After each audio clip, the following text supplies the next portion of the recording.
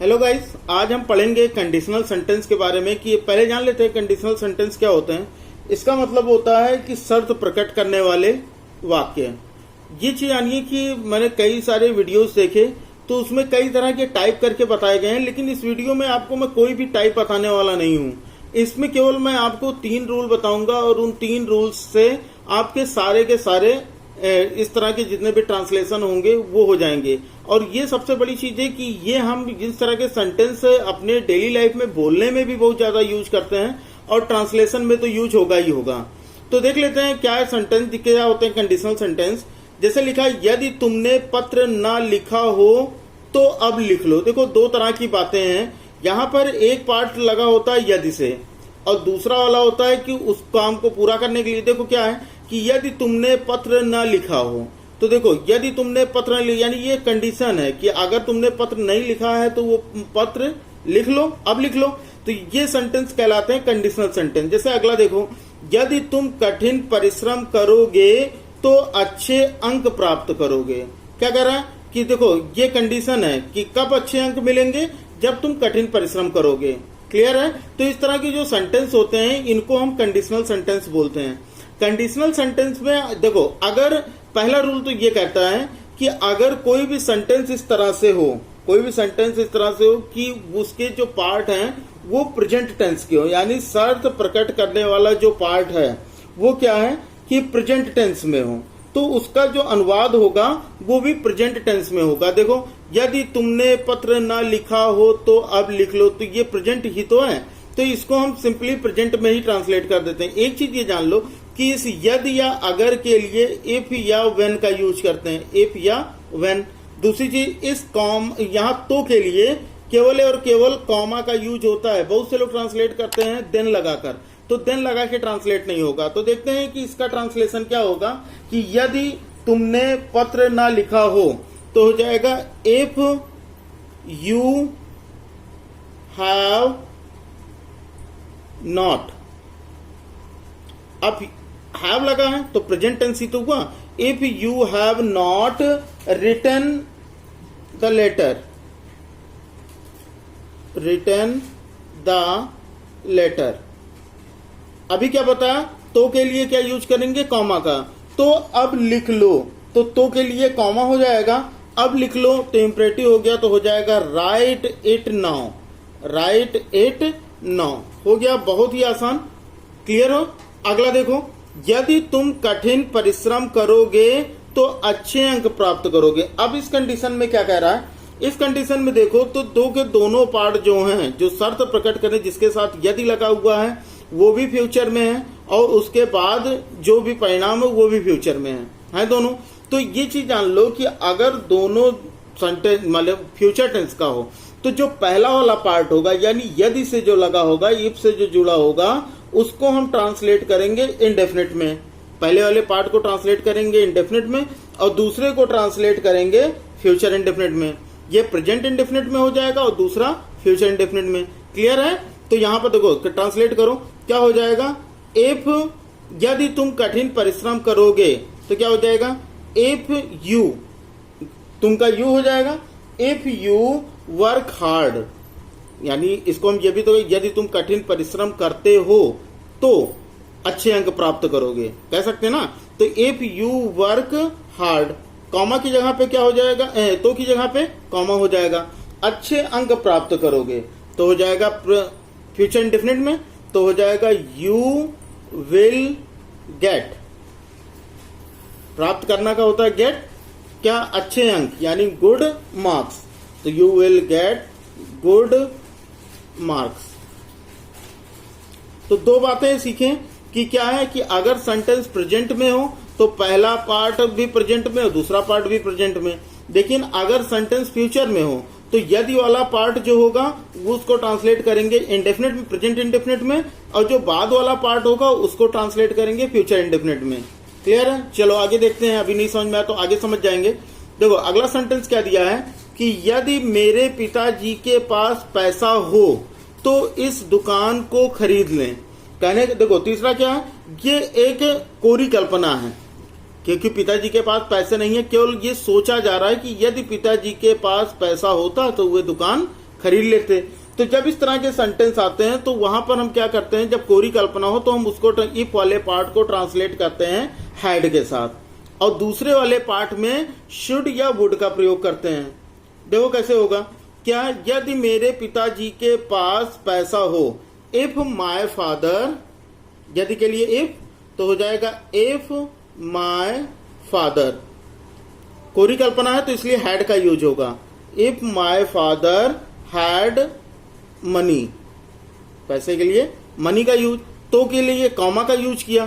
तो इस दुकान को खरीद लेते, कौन, पिताजी खरीद लेते, तो ही प्रोनाउन का यूज होगा ही, और दूसरे पार्ट में अगर यहाँ हैड तो यहाँ शुड या वुड का यूज होगा, तो हो जाएगा ही शुड खरीदना का, परचेज, तो PURCHASE परचेज द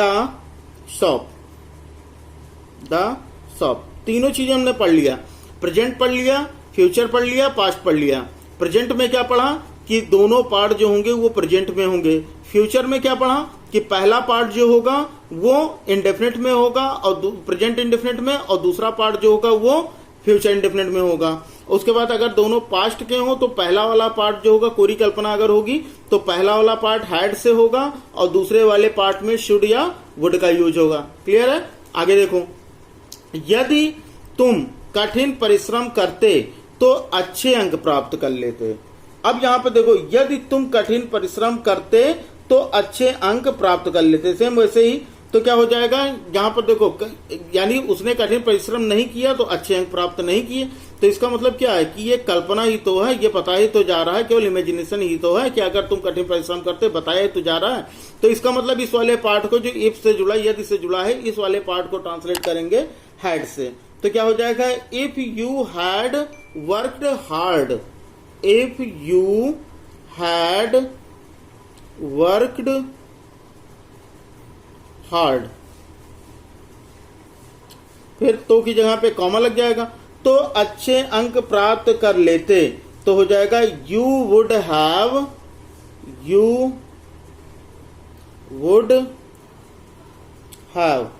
या शुड हैव, जो भी लिखना चाहो, तो हो जाएगा you would have get good marks. बात आई समझ में? यहां पे देखो क्या कह रहा है कि यदि तुम कठिन परिश्रम करते तो अच्छे अंक प्राप्त कर सकते थे। हाँ, तो यहां पर क्या हो जाएगा कि अच्छे अंक प्राप्त कर लेते, तो हो जाएगा वुड हैव। और यहां पर पहले वाले में क्या था कि दुकान को खरीद ले, तो इसलिए केवल वुड या शुड का यूज होगा। क्लियर है? अब देखो आगे अगला पार्ट देखो। अच्छा, ये फोर्थ वाले को हम एक तरह से और भी कर सकते हैं। फोर्थ वाले को हम डायरेक्ट यूज कर सकते हैं हैड से। जैसे इसको हम इस तरह से भी लिख सकते हैं कि had you work hard, had you worked hard, comma लगा लेते हैं तो के लिए, बाकी पूरा पार्ट वही होगा। क्या हो जाएगा, you would have get good marks, good marks हो गया।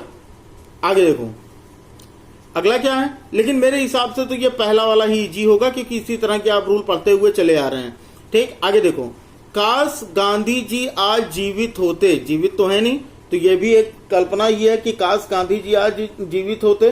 तो यहां पर जब भी इस तरह के सेंटेंस होगा तो यहां पर काश की जगह पे या तो वुड लगा दो, काश की जगह पे या तो वुड का यूज कर सकते हो या फिर आई विश का यूज कर सकते हो। तो हम इसको हम वुड से ट्रांसलेट करके देखते हैं, तो ये हो जाएगा वुड दैट, क्या यूज करोगे, वुड, काश की, है ना, काश के बाद काश की ऐसा होता, काश की वैसा होता, तो काश गांधी जी आज जीवित होते, तो वुड दैट, ये की लगाना है ना, दैट, तो हो गया काश के लिए वुड दैट। उसके बाद गांधी जी आज जिंदा होते, तो Gandhi ji were alive today, Gandhi ji were alive today.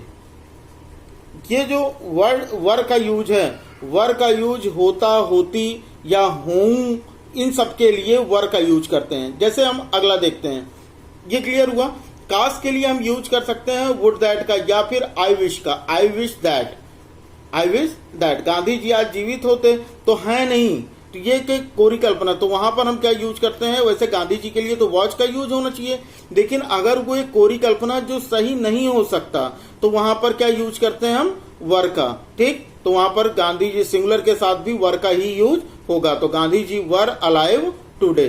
Clear है? अगला देखते हैं। मेरी इच्छा है कि मैं प्रधानाचार्य हूं। अभी भी इसके पहले वाले में बताया कि वहां पर क्या होता, होता, होती, हूं के लिए हम वर का यूज करेंगे। तो मेरी इच्छा है, तो यहां पर भी क्या लिखेंगे, मेरी इच्छा है, तो ये तो सीधा सीधा समझ में आ गया। क्या लिख सकते हैं, आई विश, आई विश। अगर इच्छा है दैट लगाओ, नहीं इच्छा है तो कॉमा लगा के छोड़ दो दैट की जहां पर। तो आई विश क्या है कि मैं प्रधानाचार्य हूं, यानी मैं आगे चल के प्रधानाचार्य बनूं, यही तो होता है। तो हो या बन सकूं, देखो ट्रांसफॉर्म करके देखो, मेरी इच्छा है कि मैं प्रधानाचार्य हूं या प्रधानाचार्य बन सकूं, तो ये हो सकता है आई कुड बिकम, प्रधानाचार्य का प्रिंसिपल, तो हो जाएगा PRINCIPAL। देखो आई विश की जगह पे चाहे दैट लगा दो या comma, I could become principal. यहां देखो बात को समझना, हम कोई भी रूल याद करने की कोशिश नहीं करेंगे, क्यों, सेंटेंस का फॉर्मेट याद करेंगे, समझेंगे कि कैसे हमको ट्रांसलेट करना है। मेरी इच्छा है आई विश, अब चाहे यहां कॉमा लगा दो चाहे दैट लगा दो। मैं प्रधानाचार्य हूं, इसका मतलब क्या है कि मैं प्रधानाचार्य बन सकूं या मैं बनूं, तो हो जाएगा I could become principal. Clear है? आगे देखो, तुम पास नहीं हो सकते जब तक कि तुम कठिन परिश्रम ना करो। तुम पास नहीं हो सकते, तो इसका क्या हो जाएगा, तुम पास नहीं हो सकते, यू कैन नॉट पास। देखो इतने का समझो, यू कैन नॉट पास। एक चीज ये समझ लो कि जब भी इस तरह के वर्ड आए ना, कि जब तक कि ना, देखो जब तक कि ना, तो इसका मतलब होता है जब तक कि ना का जब भी यूज हो तो वहां पर अनलेस का यूज होता है। अच्छा, ये चीज ये भी है कि जब तक कि ना के लिए अनलेस का यूज करोगे, या फिर टिल या अंटिल से भी बना सकते हो, टिल या अंटिल। ये इसका क्या होता है, जैसे टिल या अंटिल का यूज, टिल का मतलब होता है जब तक और अंटिल का मतलब होता है जब तक कि ना, तो दोनों चीजें अनलेस का भी यूज कर सकते हैं और टिल या अंटिल से भी बना सकते हैं। देखो हम इसको बनाते हैं, यू कैन नॉट पास, तुम पास नहीं हो सकते जब तक कि तुम कठिन परिश्रम ना करो, तो हो जाएगा जब तक कि ना, तो उसके लिए अनलेस का यूज कर लो, तो हो जाएगा unless you work hard, you work hard. एक चीज देखो, अनलेस का मतलब ये होता है जब तक कि ना, तो अनलेस और अनटिल इनके बाद नॉट का यूज नहीं कर सकते। हमारे पेपर में क्या होता है कि अगर मान लो सेंटेंस करेक्शन के लिए आया सिंटेक्स में, या फिर इस तरह ट्रांसलेशन में हम क्या करते हैं, जब तक कि ना, तो अनलेस लगाने के बाद you do not work hard करते, तो वो गलत हो जाएगा। अगर अनलेस या अनटिल लगा है तो इसका मतलब ही होता है जब तक कि ना, तो उसके आगे तुमको नॉट का यूज नहीं करना है। क्लियर है? तुम पास नहीं हो सकते जब तक कि तुम कठिन परिश्रम ना करो, तो हो जाएगा यू कैन नॉट पास जब तक कि ना, अनलेस कठिन परिश्रम करो, यू वर्क हार्ड, तुम पास नहीं हो सकते जब तक कि तुम कठिन परिश्रम ना करो। क्लियर है बात? कोई दिक्कत हो तो कमेंट बॉक्स में जरूर बताइएगा, मैं और भी तरह से समझाने की कोशिश करूंगा आपको अगले वीडियो में। चलो आगे देखते हैं। जब तक मैं ना आऊं, जब तक मैं ना आऊं तब तक मेरी प्रतीक्षा यहीं करना। अब इस सेंटेंस को देखो, जब तक मैं ना आऊं तो क्या हो जाएगा, जब तक मैं ना आऊं ये नेगेटिव हो गया, तब तक मेरी प्रतीक्षा करना ये पॉजिटिव हो गया। तो हम पॉजिटिव वाले को पहले कर लेते हैं, क्या होता है, wait here for me. Positive sentence जो होगा वो पहले करेंगे, तो क्या हो जाएगा, wait here for me, wait here for me. अब देखो, जब तक मैं ना आ जाऊं ये समय के लिए है, जब तक ये समय के लिए है ना, तो समय के लिए क्या यूज करेंगे हम, अंटिल का यूज कर सकते हैं। तो यहां हो जाएगा until I come, until I come. तो हम क्या बताए कि अंटिल और अनलेस के बाद नॉट का यूज नहीं करना है। अच्छा, दोनों में देखिए यहाँ पर अनलेस क्यों हुआ और यहाँ पर अनटिल क्यों हुआ। अनलेस का मतलब होता है ये कंडीशन की ये तुम पास नहीं हो सकते जब तक की, तो ये पास होने के लिए कठिन परिश्रम के बाद का बताया जा रहा है कि अगर कठिन परिश्रम नहीं करते तो तुम पास नहीं हो सकते। तो यहाँ पर ये समय नहीं बता रहा है, लेकिन इस वाले पार्ट में ये समय बता रहा है। जब तक मैं ना आऊं, यानी वो समय मेरे आने का समय है, तब तक मेरी प्रतीक्षा यही करना। तो वेट हियर फॉर मी, तो यहाँ पर समय के हिसाब से, तो इसलिए यहाँ पर यूज हो गया अनटिल का, अनटिल आई कम। क्लियर है बात इतने में अगर कोई प्रॉब्लम हो तो बताइए। एक चीज और भी, जैसे अगर मान लो कि इस तरह अगर हम टिल का यूज करें, तब तक है, अगर हम टिल का यूज करना चाहें तो क्या कर सकते हैं। अगर हम इसको ट्रांसलेट करना चाहें टिल में, तो you wait here for me till I come, तो क्या गलत होगा? तब भी सही होगा कि तब तक मेरा इंतजार करना जब तक मैं आ ना जाऊं, तब भी ये सही होगा। क्लियर है बात। अब यहां देखो, अगर इतनी बात समझ में आ गई हो तो भाई वीडियो को लाइक कर दो जाने से पहले। एक चीज, आज का होमवर्क क्या रहेगा, ये आपको कमेंट बॉक्स में इसका ट्रांसलेशन बताना है। और ये ट्रांसलेशन बहुत ही इजी है कि अगर आपको समझ में आ गया होगा तो आप अभी कमेंट बॉक्स में टाइप कर देंगे, लाइव चैट में नहीं कीजिएगा, कमेंट बॉक्स में टाइप कीजिए ताकि ये बाद में भी दिखे, है ना। तो यहां पर देखो, अगर सेंटेंस ये है कि यदि तुम यह पुस्तक खरीदना चाहती हो तो खरीद सकती हो। यदि तुम यह पुस्तक खरीदना चाहती हो तो खरीद सकती हो, खरीद सकती हो। ये आपको ये ट्रांसलेट करके कमेंट बॉक्स में बताना है। अगर गलत होता है तो मैं वहां पर आपको सही जवाब भी बताऊंगा। फिलहाल आज के वीडियो में इतना ही। उम्मीद करता हूं कि आप लोगों को कंडीशनल सेंटेंस समझ में आ गया होगा। अगर नहीं आता है तब भी कमेंट बॉक्स में जरूर बताइएगा, मुझे इससे कोई भी फर्क नहीं पड़ता कि अगर मैं एक बार में पढ़ा हूं तो हो सकता है आपको समझ में ही आ जाए। फिर मैं आप लोगों के लिए अगली वीडियो बनाने की कोशिश करूंगा जिसमें और डिटेल में समझाने की कोशिश करूंगा। तो अगर आप चैनल पर नए हैं तो चैनल को सब्सक्राइब कर लीजिए और बेल आइकन को जरूर प्रेस कर लीजिए ताकि हमारे हर वीडियो की नोटिफिकेशन आपको तुरंत मिल सके। तो चलिए फिर मिलते हैं अगले वीडियो में। जय हिंद, वंदे मातरम।